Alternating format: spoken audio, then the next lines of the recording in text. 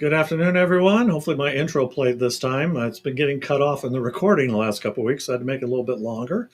So, technology is always a challenge and stuff.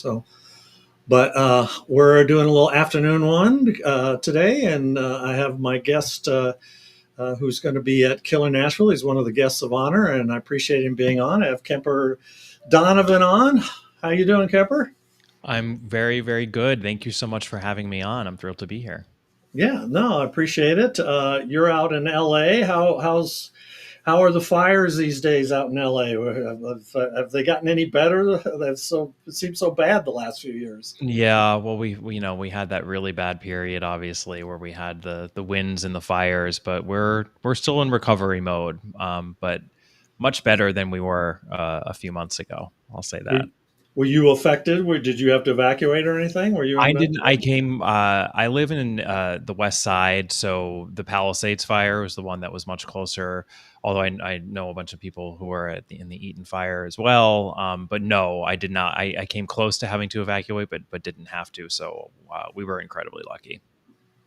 Good. So, Yeah. those things they pop up. We had one in Marshall, which was north of us. I think it's been 3 years ago, and it was in December, and that one just came, and it just, I mean, people were running out of stores. I mean, it just happened so quickly. The winds, and you all get the winds as well there, and when they kick up with the dry brush, it Yeah. doesn't take long. There's no escaping. Yeah. Yeah. Yeah.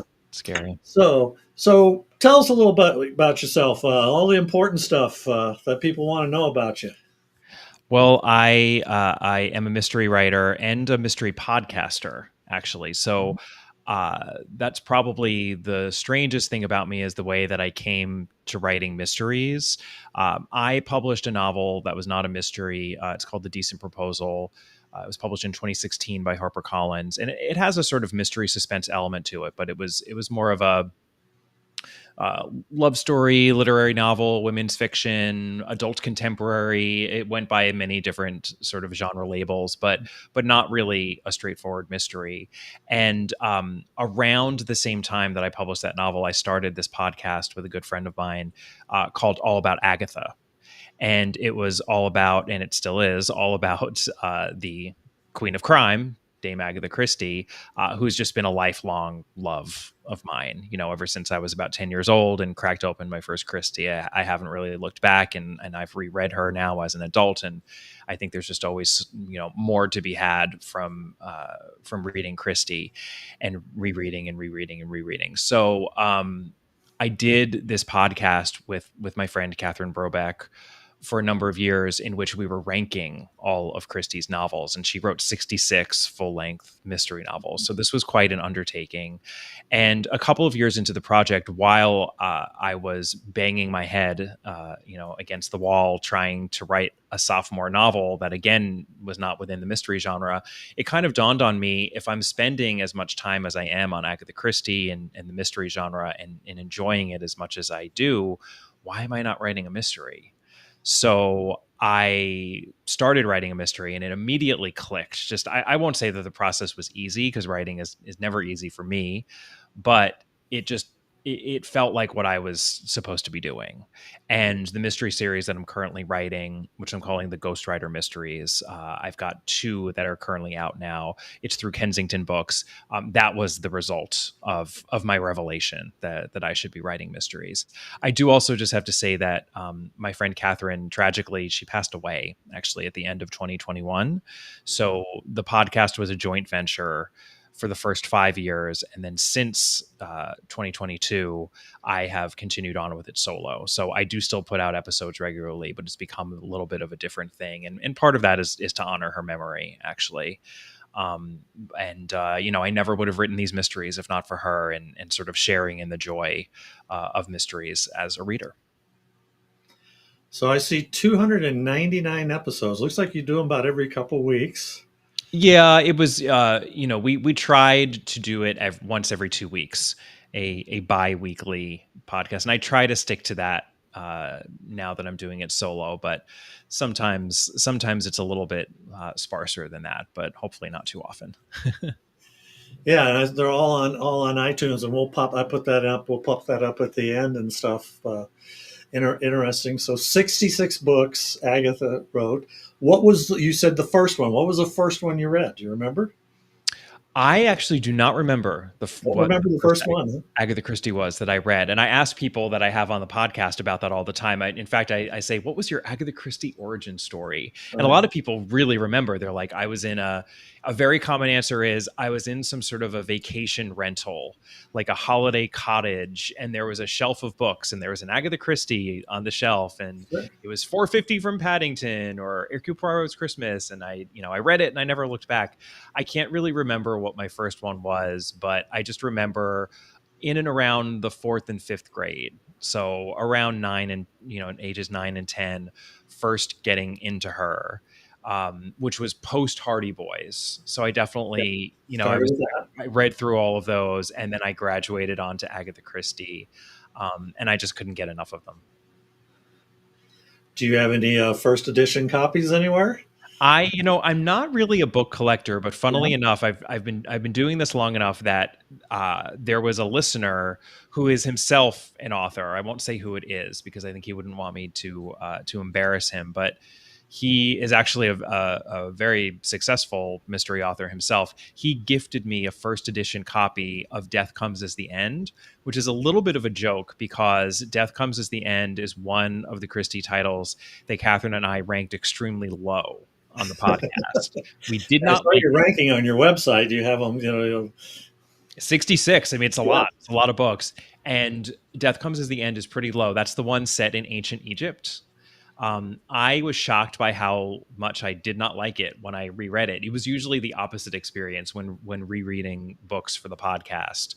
And there are many listeners who to this day will email me and say, that's way too low. You're not being fair to the book. So at some point this year, I actually am going to read that first edition copy and do a little bit of a revisitation, which is something that I do now that we're done with the rankings project overall to see if I could bump it up a few places. And so many people have contacted me about it. So, who would you want to have solve a murder for you, Miss Marple or Hercule or Hercule or what? Cool.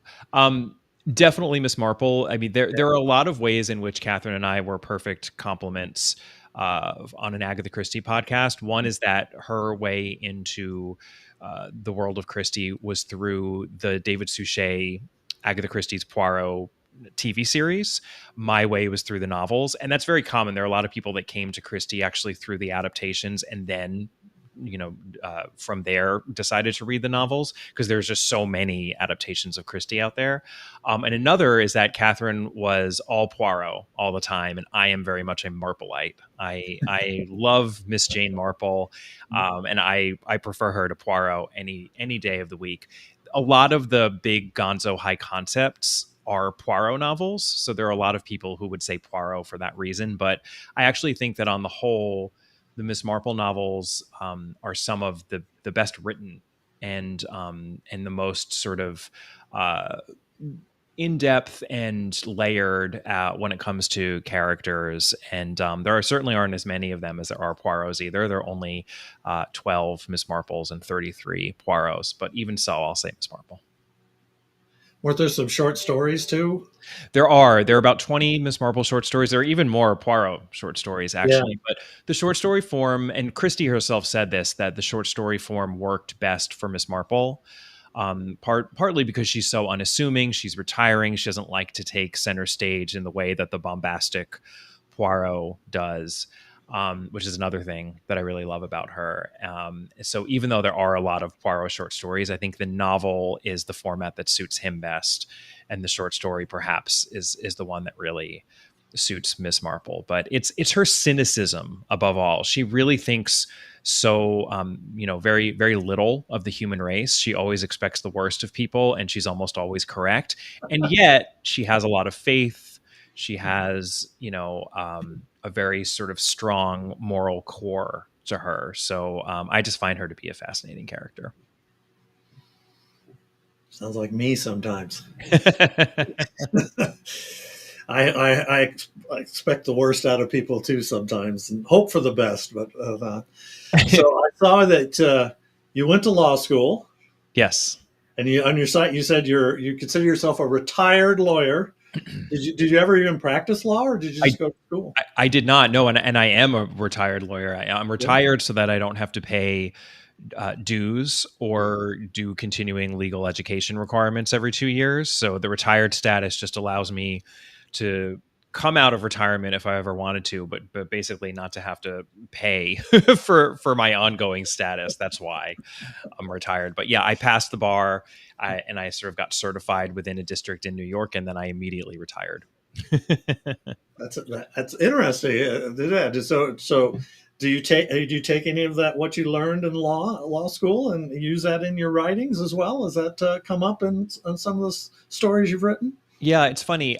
I don't think substantively, no, but I do say that law school taught me how to be a better writer. I mean, there's a ton of Mhm. writing that you have to do in law school, and I think there's a real emphasis on economy and efficiency of writing. And I think those are really important lessons for a creative writer to learn, which creative writing courses don't necessarily teach.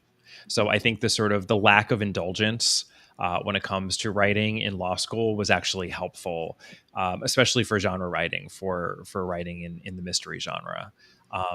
So yeah, I have no regrets about going to law school. I went straight out of undergrad, and I think I just wasn't fully cooked yet. I needed some more time to figure out what I wanted to do and who I was, and I made some of my best friends in law school. So even though I'm not really using the law degree in a traditional way, I think it made sense at the time. So did you do any creative writing? Obviously, in law school, you're writing that's schoolwork, but did you do any creative writing when you were in school, when you were reading some of those Agatha Christie's, or was that not really something that was on your radar at the time? It really wasn't. And I love being able to answer that way because before I was a published author and I would listen to interviews with any author who was asked that question of like, when did you start writing? How long have you been writing? I always felt like the authors in question would say, "Oh, since I was born, since I was able to pick up a pen, I've been writing since I was 4." Yeah. And I would always find it so discouraging because I had never been that kind of a person. I was always a big reader. I loved reading, and I read voraciously, and I read in pretty much every genre.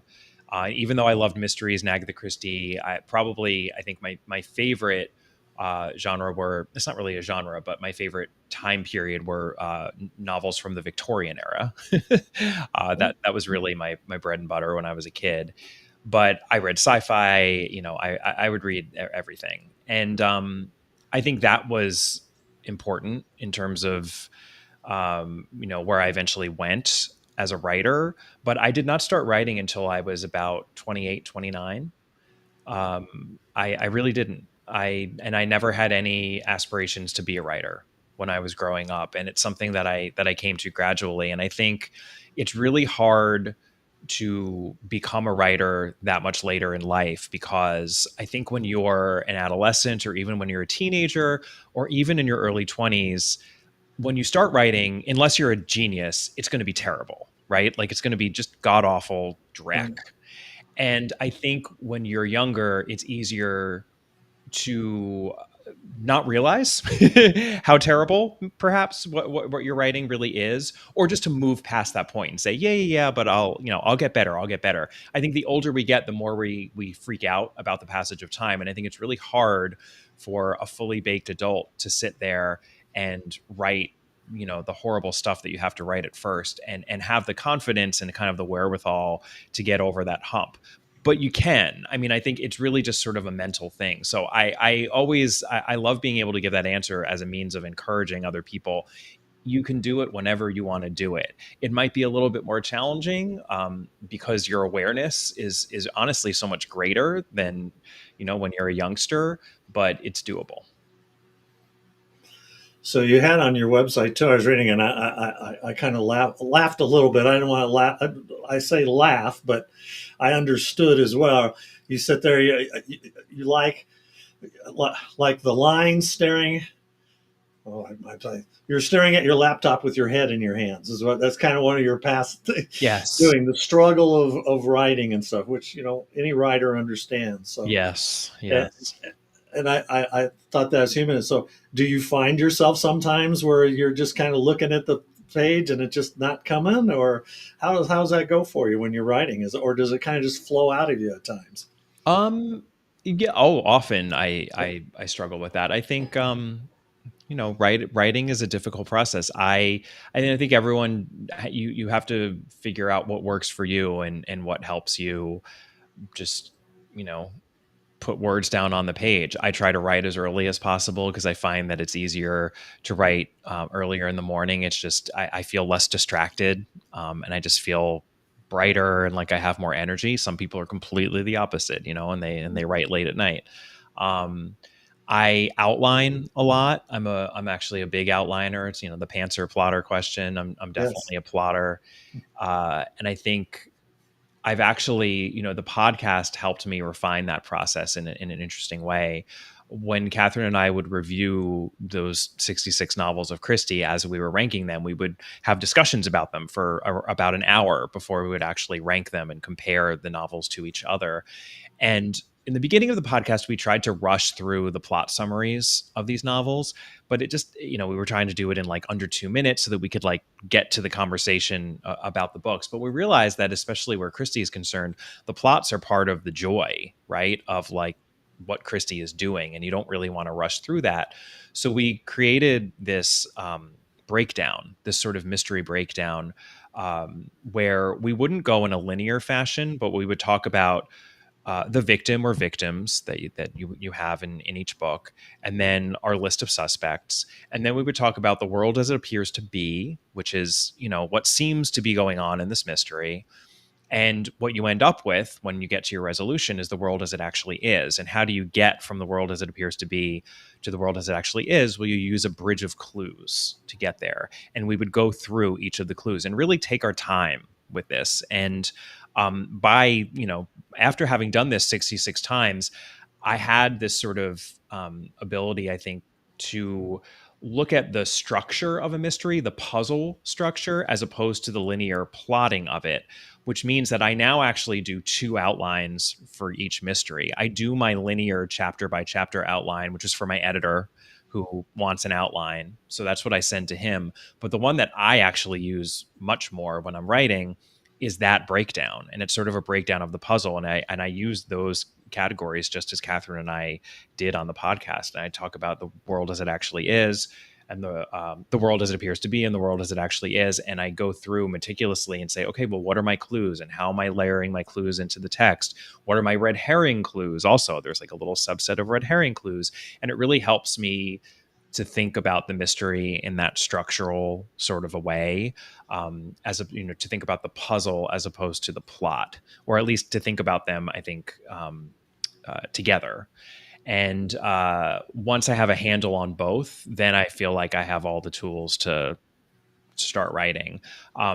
And what I was always worried about by outlining too much would be that I would take the spontaneity out of the writing process, that it would just be drudgery, and I already knew what I was going to write and I knew the answer to everything. So, would I be bored by having to write things down after I'd outlined them? And to my surprise, I've really found that even when you've outlined everything as much as I do, within the micro process of writing a scene, you still don't know exactly what characters are going to say to each other, and you don't know exactly how the scene's going to be blocked, and the little ways in which it can change and go in directions that surprise you. So I actually find that there's still a significant spontaneity to the writing process, even having outlined these mysteries to death. And thus far, that seems to be working for me.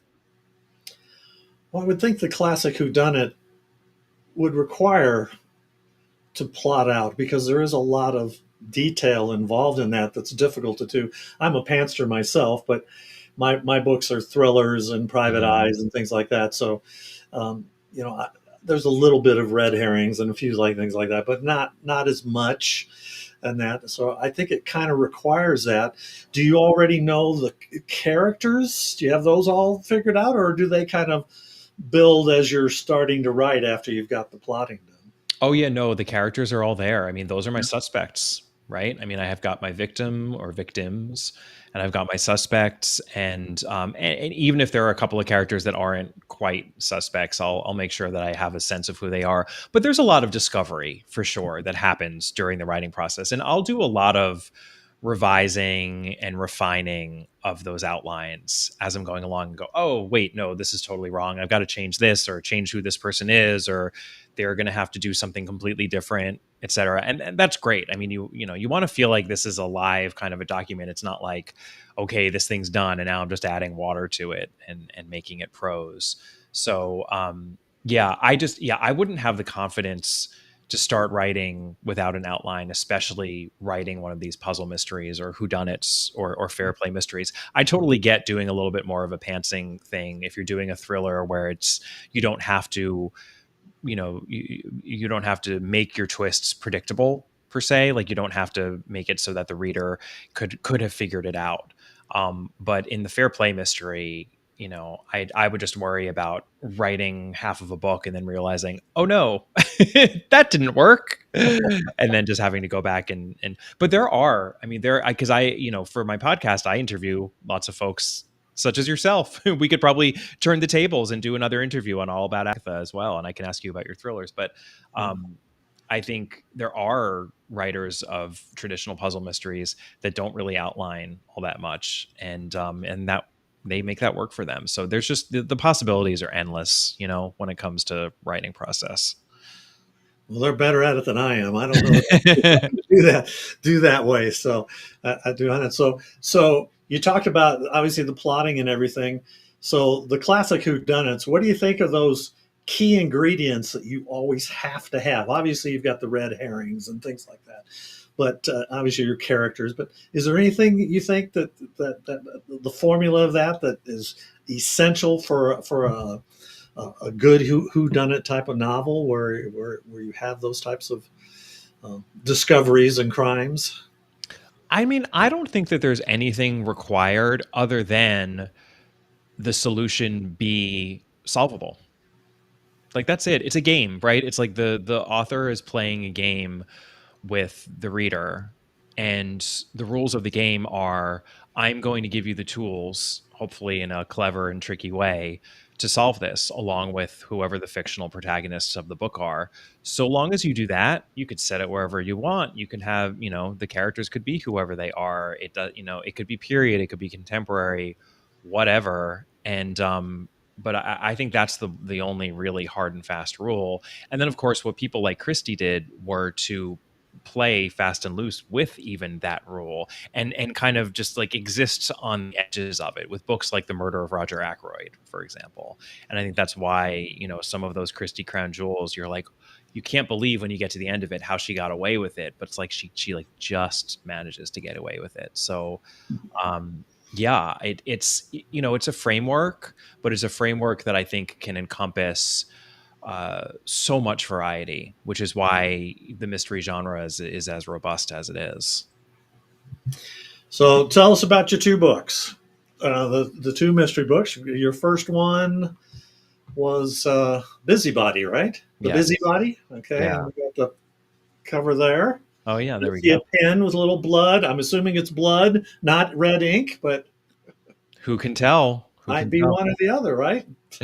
Yeah, and my name is sort of in a little typewriter-y font there, so Yes. it's kind of some clues that this is a writerly book. So Uh, yeah, so this is the first book in the Ghostwriter Mysteries series, and the germ of this book was actually the period right after the 2016 election, believe it or not. So I mentioned that my first novel was published in 2016, and then I started the All About Agatha podcast. That was in September of 2016. Then the election happened in November. So we were still early days in the podcast when this was the Donald Trump Hillary Clinton election. And there was that period right after that happened where people were taking photos of Hillary Clinton on long walks in the woods. And it was just such a weird, frozen moment in time. And I had the thought then of like, oh, it would be interesting to set a murder mystery, just like in and around like all of this, because it just feels so specific and weird. And so many years later, when I finally got down to writing this mystery, I started with the character of a ghostwriter who is the first person female narrator of the book, and she specializes in celebrity memoir. So she's, the person who will pair with various athletes, actors, politicians when they want to write their books, and put their name on it. But obviously, they're not going to write it themselves. She's the one who actually does the work, and usually her name's not on the cover. Maybe she'll be mentioned in the acknowledgments, but she's very happy to be left out of it altogether and to make a good living doing that. And she has been hired by this woman named Dorothy Gibson, who is a senator from Maine who just recently lost the election for president of the United States in a very brutal and bruising sort of a way. So obviously there is some Hillary Clinton DNA in the Dorothy Gibson character, but she's not just Hillary Clinton. I actually also uh, gave her a lot of the attributes of this senator from Maine, Margaret Chase Smith, who is a very well-known senator from the 20th century. And, she was sort of known, she was a Republican. She was known for crossing the aisle.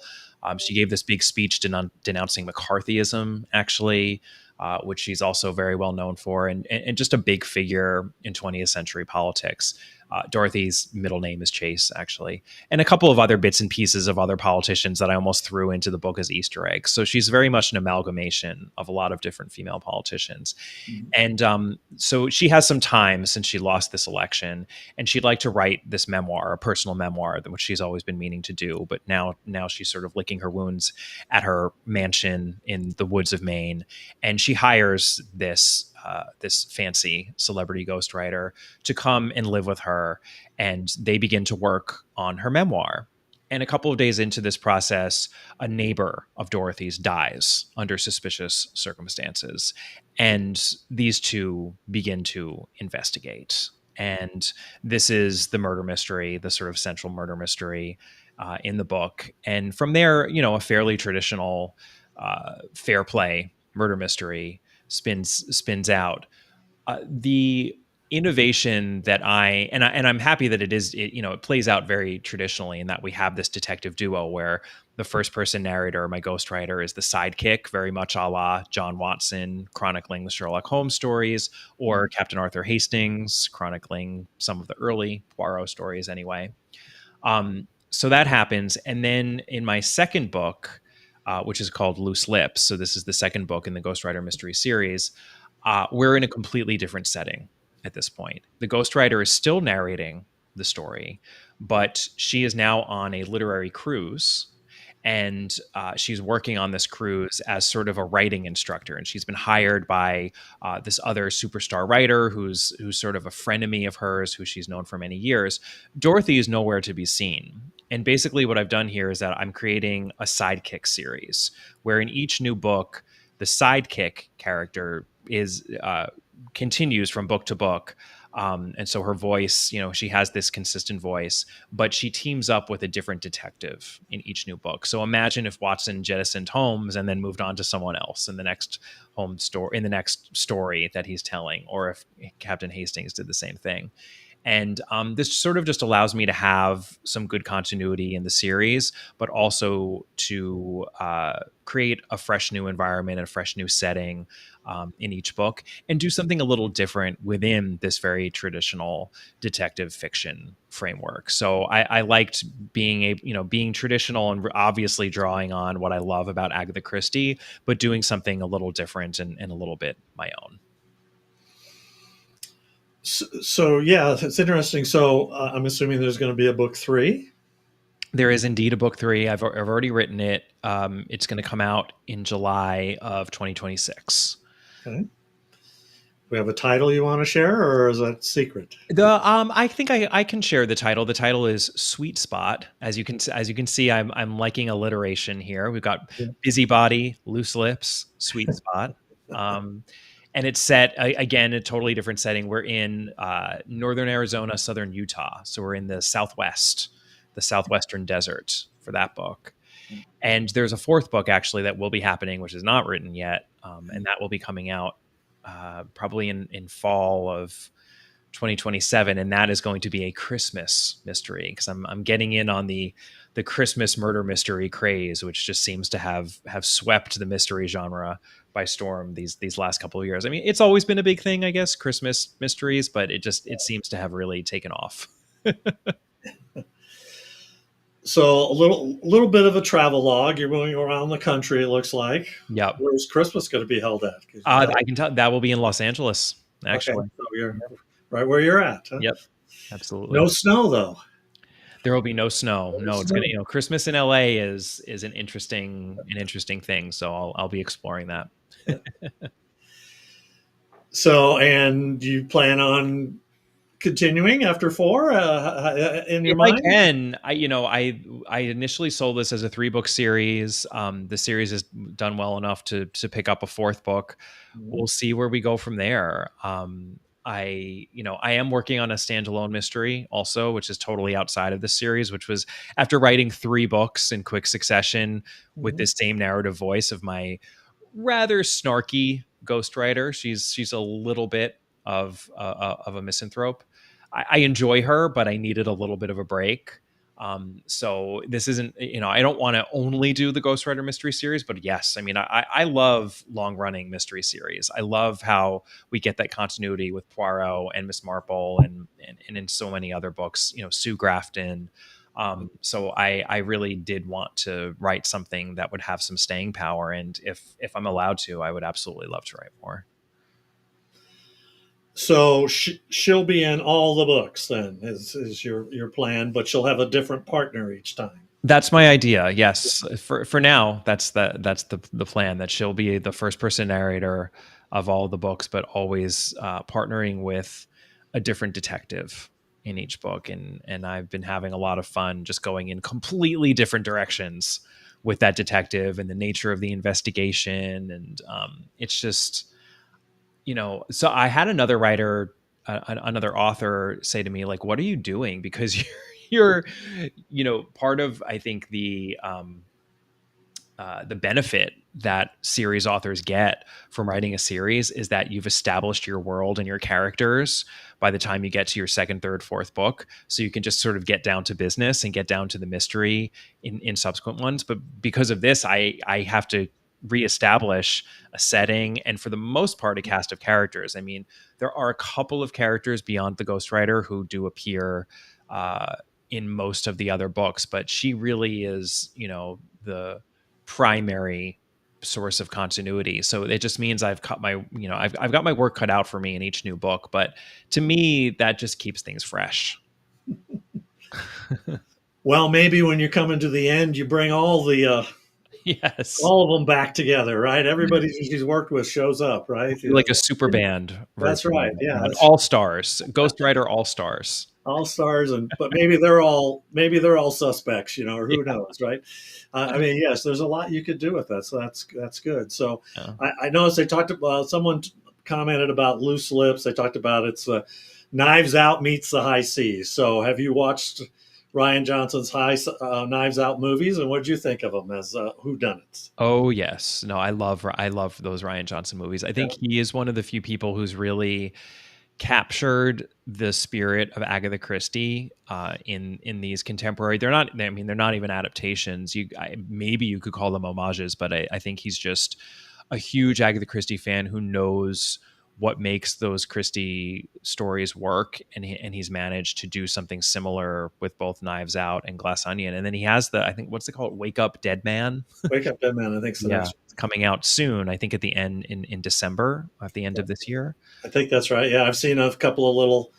Daniel Craig looks totally different. He's got like long hair and a beard, I think, or whatever. Yeah. It's like he's been out in the woods for a while or something. No, totally. And I mean, people, Agatha Christie scholars or agathologists, as sometimes we're called. Agathologists love to complain about adaptations for various reasons. I'm not one of those people who complains when there are changes made. I actually love that. Like, I think you're in a different medium. Like, if you want to read the book, and then it makes sense that you would need to change the story when you're adapting it for film or TV. That's not what annoys me, but my pet peeve concerning a lot of the recent adaptations is that I think people they want to make clear that they take Agatha Christie seriously, and like these are, serious stories that are deserving of like really meaty kind of adaptations. And for that reason, a lot of the recent adaptations of her novels are just miserable and joyless, and everyone seems miserable in them, and all of the lightness and the humor of the the source material is just sucked out of them. And I think what Ryan Johnson does is they're still meaty and clever and twisty, but they're funny Yes. and they are light. And like that's Christie. Like he can do the same thing that she did, which is really hard to do because you're doing two things at once. Like you're doing light stuff and dark stuff, and you're making it feel like a cohesive whole, and not sort of like a Frankenstein's monster. And I think a lot of adaptations are just like, no, we're just going to make this really dark and depressing. And like, to me, it's just that's not Christie. So I love those Ryan Johnson movies. I'm thrilled that he's continued to do them. When I thought Daniel Craig is like unbelievable, like playing that character, like the total opposite of James Bond. And it's Yes. like it's brilliant casting, and obviously in Daniel's case, I'm sure he's like, I want to do something different. Yeah. Still solving crimes, but in a totally different way. He's not using his muscles and Yep. kicking butt or anything like that. And he's not indestructible. He's just this guy that sees everything. Yeah. Yeah. No, they're so much fun. They're just brilliant. So you already told us you're traditionally published. How did that go for you? Was it a little struggle to find yourself a publisher for a while? Any I challenges there? Yeah, so I've actually had a pretty long road to publication. My first novel was actually published by HarperCollins, so big publisher, sort of a you know what I thought was going to be a big splashy debut. And I had a great experience with them. But I've sort of now had the I guess the ability to experience publishing in two very different ways, because the wonderful thing about Kensington Books is that, unlike HarperCollins, which publishes a little bit of everything, Kensington actually publishes a little bit of everything as well, but they're a smaller independent publisher, so they can really, I think, focus on their titles, and especially when it comes to promotion, I've just been blown away by what they do and how well that they do it.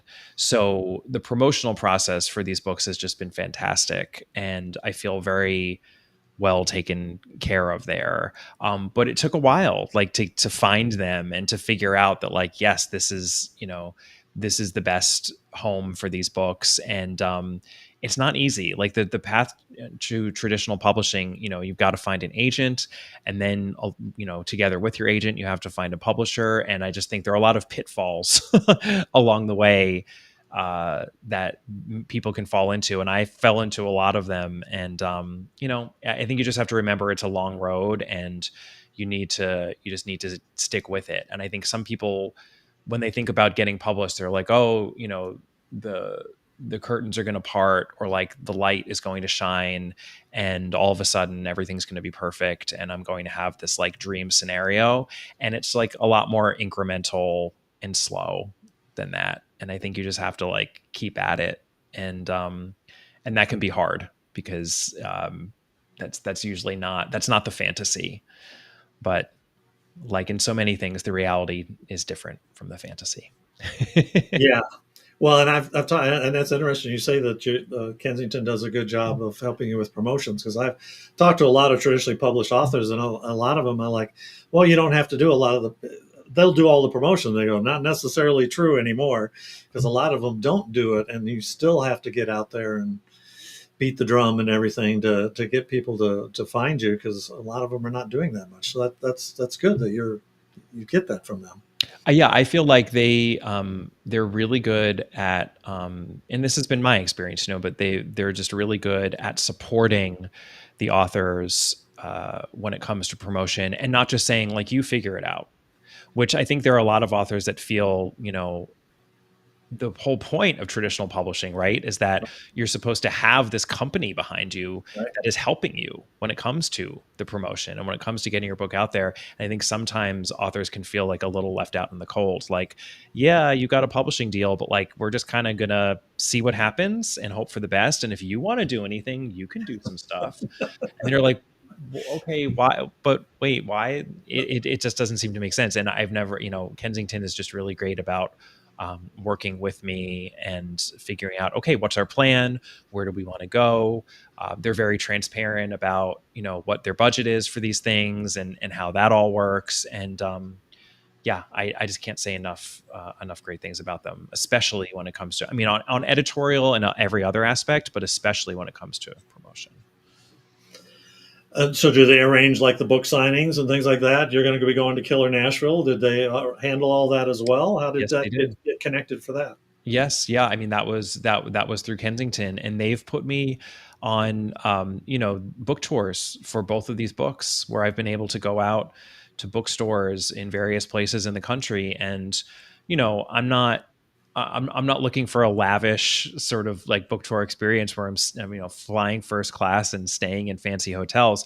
It's much more down and dirty than that, but that's great. Like that's Oh, I don't deserve first class tickets and lavish hotels at this point. I just want to get my book out there and get to talk to people and meet bookstore owners and passionate bookstore patrons.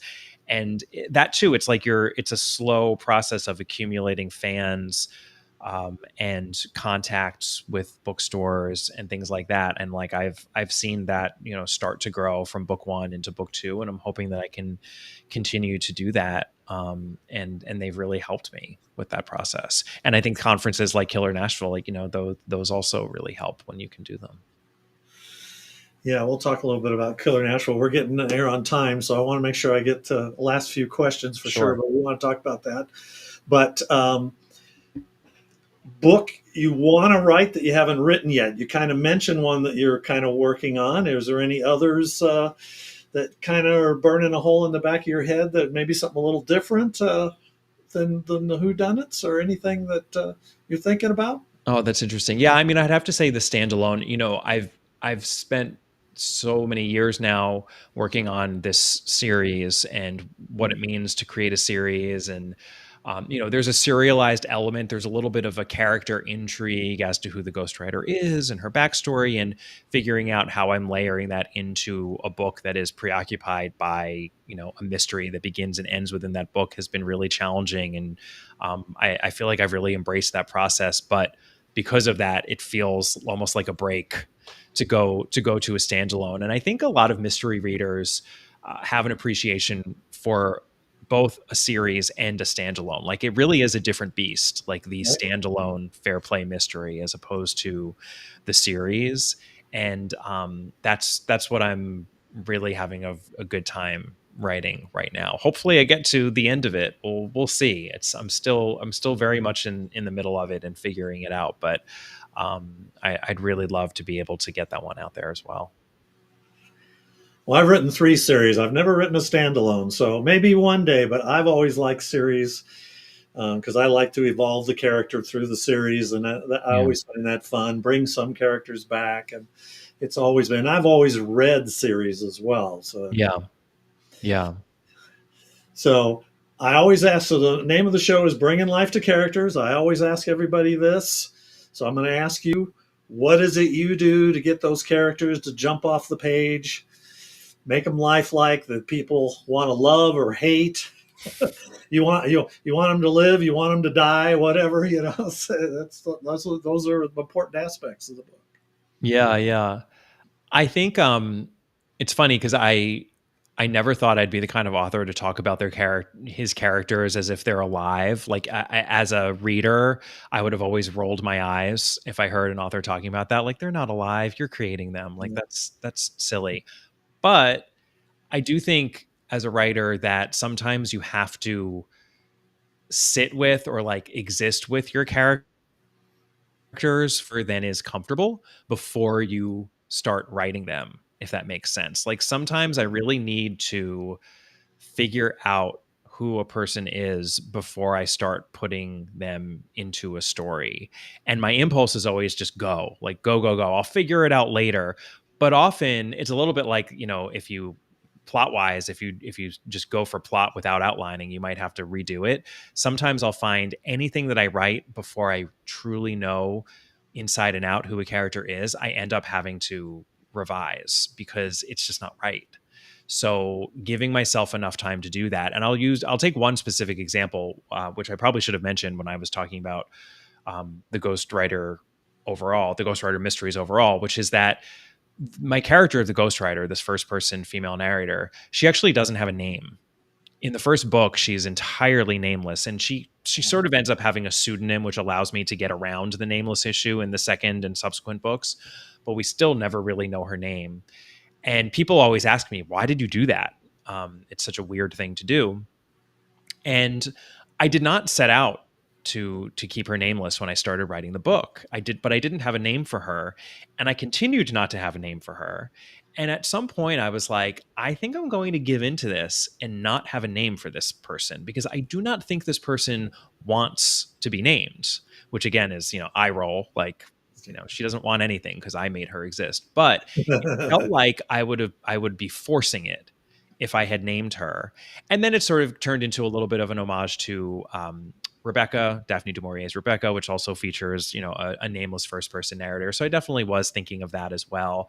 And then the funny thing is that as I started doing, touring for the Busybody and talking about this issue in bookstores and whatnot, I had more than a few readers raise their hands and say, well, and she's also a ghostwriter, right? So that's why she's not named. And I was like, yes, sure. Let's pretend that I had that thought when I mean, it seems so obvious. Like, yes, of course, that's would be the number one reason why she wasn't named in a book, in a series called Right. Book Grand Mysteries. But that never actually occurred to me. It was much more of a sort of push and pull that was going on between me, the writer, and her, the character, where I was just like, okay, I guess I'm not going to name you because it's just not coming. And I just kind of like gave into that. And that helped kind of form who she was. And yeah, so that's what I mean about sort of having to exist with the characters and like really get to know them. And I think I have to do that with every single one of my characters, like even the slightest suspects. Like if they appear in the book, I need to really know who they are. Well, and as a pantster, I talk about this, and I'm going to be on moderating a panel of talking about writing as a pantster. But I often talk about the characters are sitting in the room with me sometimes when I'm writing. Do you feel like that as well? Sometimes they're there with you in the Yes. room. Yes. Or Yeah. yeah, you're at least it's like you're trying to sometimes I almost feel like I'm interviewing them and they're being evasive and I have to ask better questions to figure out what I need to figure out. And it just takes time and work. It's not necessarily obvious. So it's a process. Like getting to know your characters really is a process separate from it's connected to it obviously, but it's separate from the process of writing the actual novel, you know? Yeah, that's good. That makes, and I feel like sometimes you can have a great story, but if you don't have characters to go with the story, it Yeah. doesn't really work as well. So, Yeah. yeah. So Killer Nashville. So events you got coming up. Yes. You obviously had your last book came out in January, It came out in January, February of this year. Yeah. so you already probably done all your tour for that book, Yes. probably and stuff. Yes. I'm sure you'll be selling books at Killer Nashville. I'm I hope. assuming. Hopefully, yeah. Yeah. Well, there'll be a line. Usually, the guests of honor usually get pretty good lines there. Um, so you'll be up on stage getting interviewed by Clay. I'm assuming. Yes. Clay's a great guy to talk with and great interview and stuff. Any other events you got coming up? You're going to do? Are you going to be doing BoucherCon or any of the other big ones, or did you do Thriller Fest, which earlier I think it was in July? No, I haven't done that, and I've yet to do BoucherCon, and the reason I haven't is that every September there's the Agatha Christie Festival in England. Oh, So her birthday is September 15th, and the festival is always in and around her birthday. So I've never been able to do BoucherCon because I always go to England, and I'm doing the same thing this year. I'm actually doing the Agatha Christie Festival and this other conference, a more academic conference on Golden Age mystery, also in England. And a lot of my, I have a lot of podcast listeners in England, not surprisingly, for an Agatha Christie podcast. Sure. So Really. the fair play mystery never really went out of fashion in England. It kind of did in the US for a little bit. It's back, like it's definitely back in the US, but there's a really robust tradition when it comes to the fair play mystery or the whodunit in England. I think even more so than in the US. So there's been a lot. I've done a festival or two. Even in Scotland, around the same time as the Agatha Christie Festival. So I'm a little not as quite as well versed in the American conferences, to be honest. So I'm very excited to be doing Killer Nashville because I haven't done anything like that before. And you're going to be on a bunch of panels. We talked about that beforehand. You did Yeah. realize that it's like they put you on, he said, 6 panels. It's like, I you'll believe be I'm on busy. 6 panels. Yes, so I'm going to Yeah. be doing a lot of talking. I hope I'll have lots of water. Are you a moderator on any of the panels? I'm not. No, I'm not a No. moderator, so Yeah. I at least don't have that. But no, I'm excited. I can't wait to talk writing on and on and on. Yeah. Well, that'd be great. Hopefully I can sit in on a couple. It's always tough because he has usually 8, 9 different panels going on at the same time. So Oh you wow. gotta pick one to watch. It's like, okay, which one do we watch? It's a Yeah, yeah. lot of times it's who's there. So a lot of times too, as it helps. But if it's a Right. good subject, but yeah, I'm sure you'll be on a.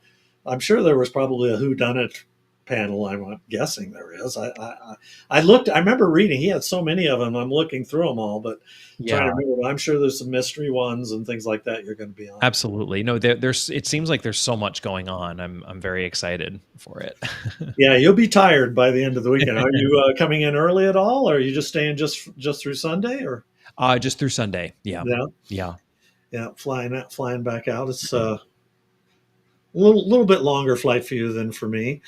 Yeah. So, so yes, you're gonna be in. So, do you have any advice for those aspiring authors out there? You kind of get a little bit earlier, but Mhm. any other words of wisdom to jump into this crazy world of This crazy being? world of writing and publishing. Yes, Yeah, I mean, I think the what I said before about really sticking with it, and I think not being discouraged. I think there's so many ways in which one can be discouraged when it comes to writing and publishing.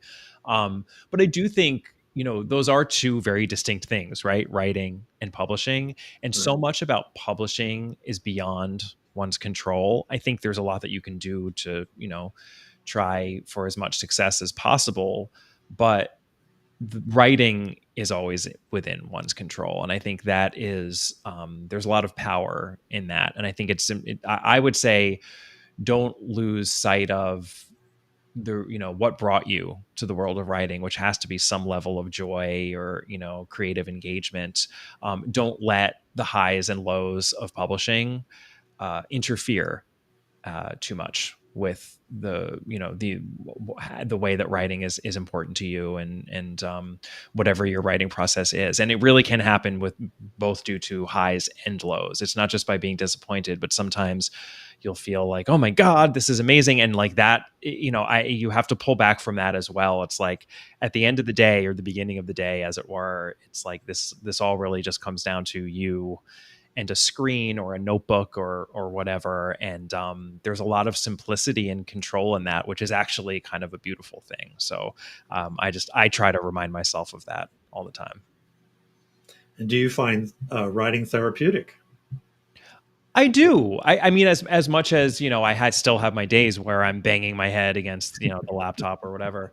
Um, I do. I mean, there's a reason why we all came to writing. We have something to say, we have something to express, and it is ultimately a form of communication and connection, right? Like that's what you're trying to do. It doesn't matter what genre you're writing in.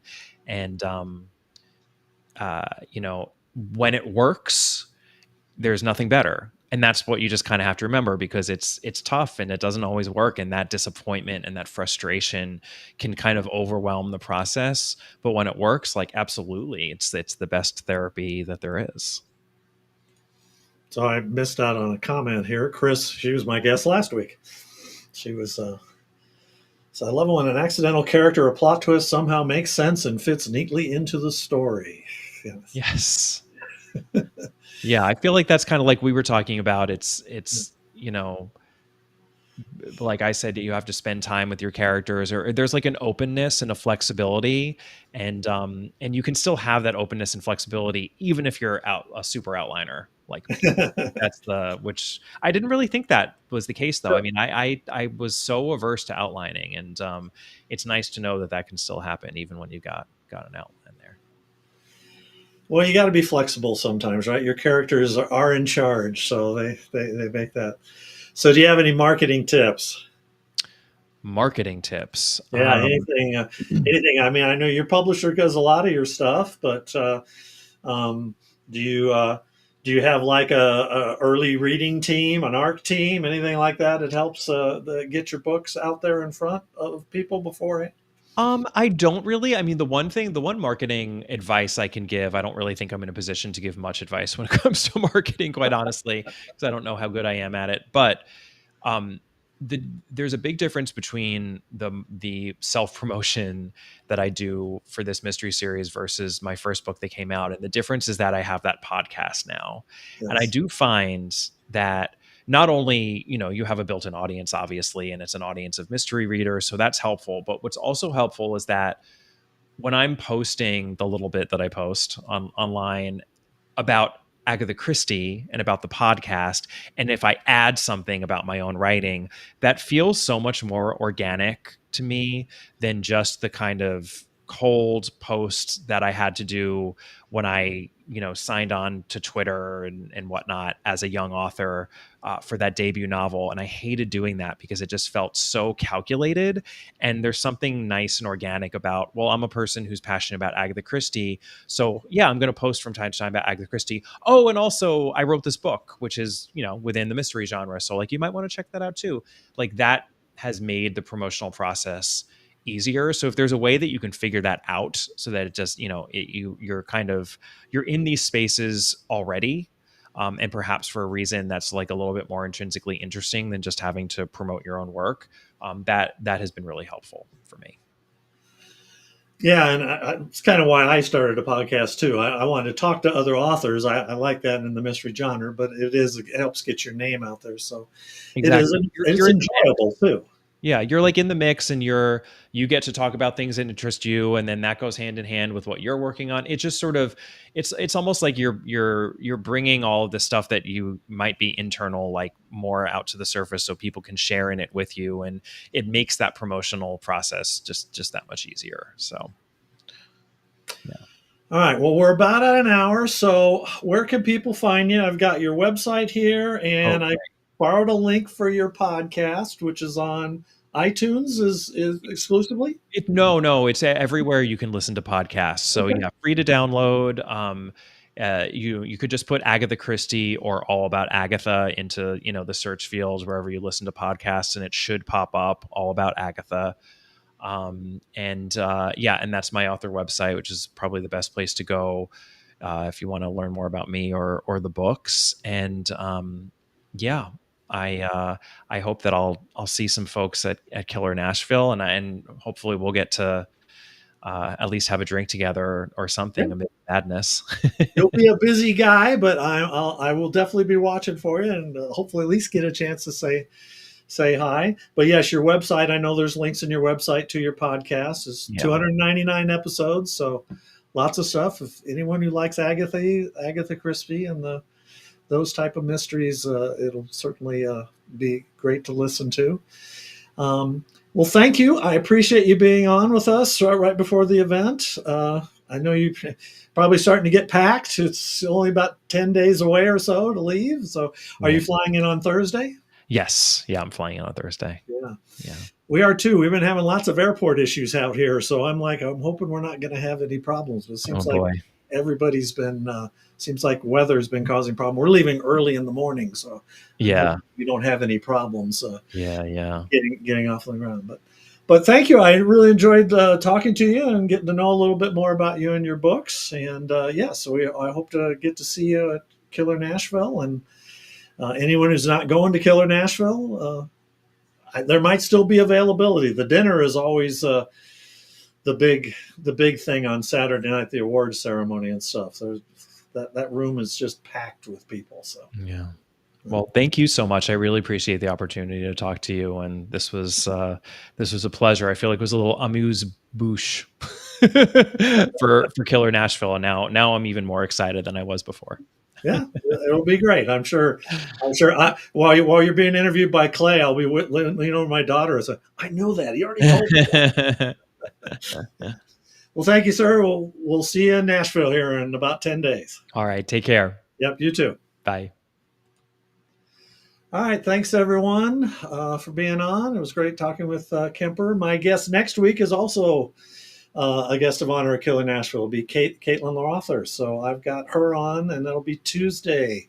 I think it's 6 p.m. is when we're going to, or maybe it's 5 p.m. I don't remember for sure, but we'll send out a notice on Facebook. But thanks for watching, and we will see you next week.